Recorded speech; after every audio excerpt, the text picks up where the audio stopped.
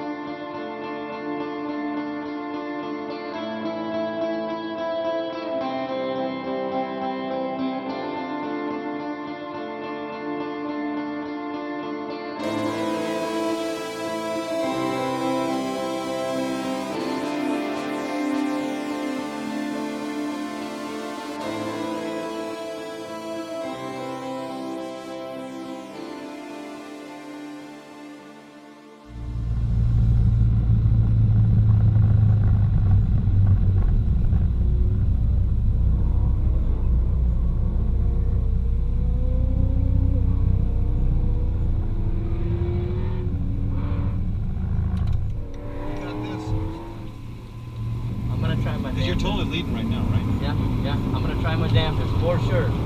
Yeah. I gotta back up yesterday's performance. Yes. You kicked their ass yesterday.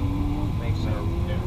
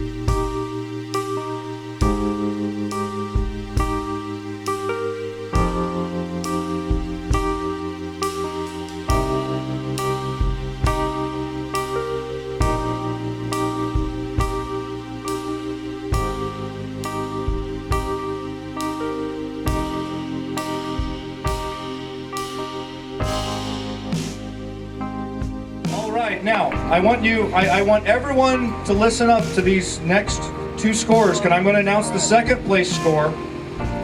The second place finisher with a score of 105.40.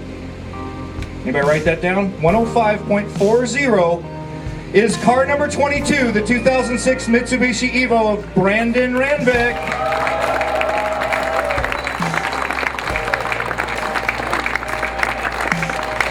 All right, Dr. Ranvik scored 105.40 points. And the winner, with a score of 105.867, less than 0.4 of a point, goes to car number 10, the 2003 Chevy Corvette of Danny Pop.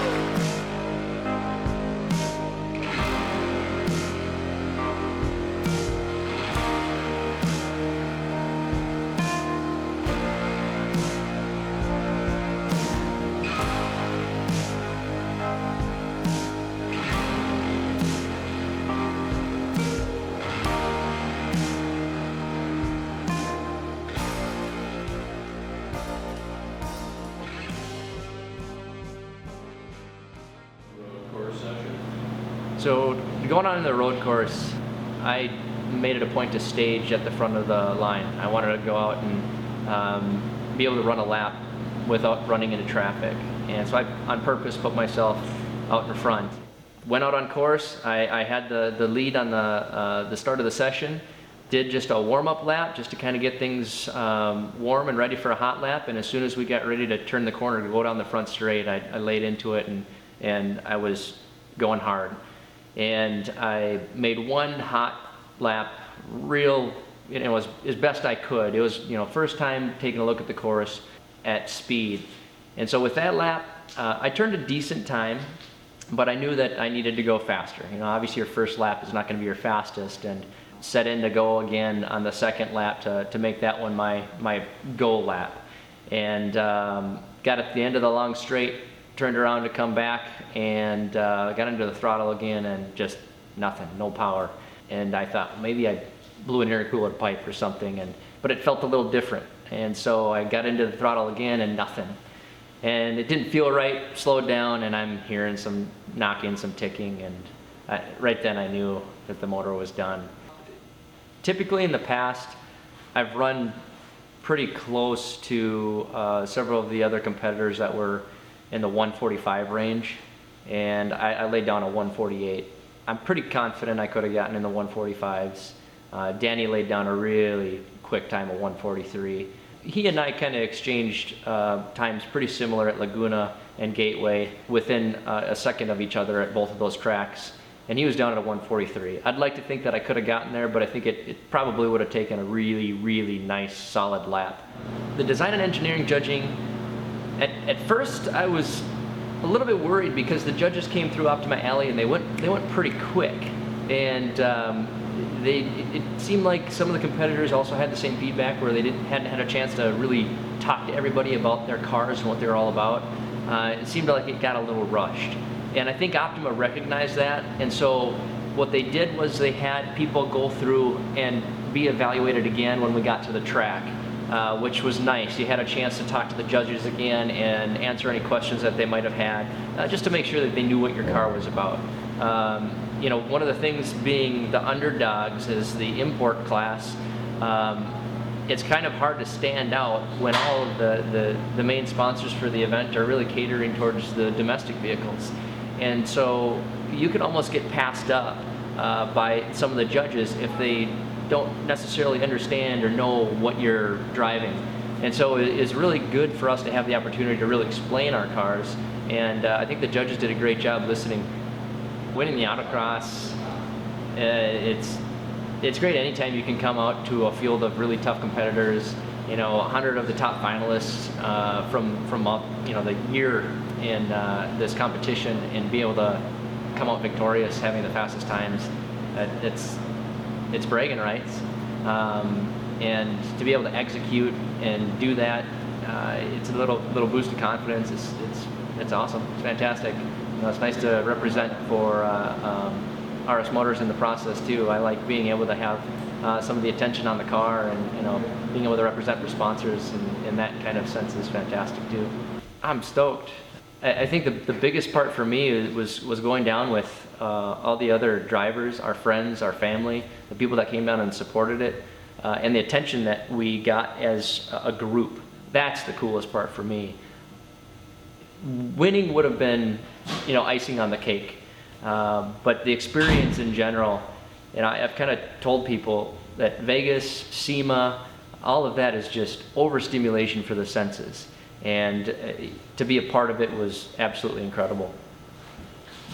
I certainly am. I am going to compete next year. I feel like I have unfinished business. So next year I'm gonna win. And I know there's a few guys standing behind you right now that have a little something to say about that. But that's the fun part about our group is we push each other to be better. And it's always fun going out with some really competitive spirit individuals who are also there to support you too. So I can't wait to do it again next year, absolutely.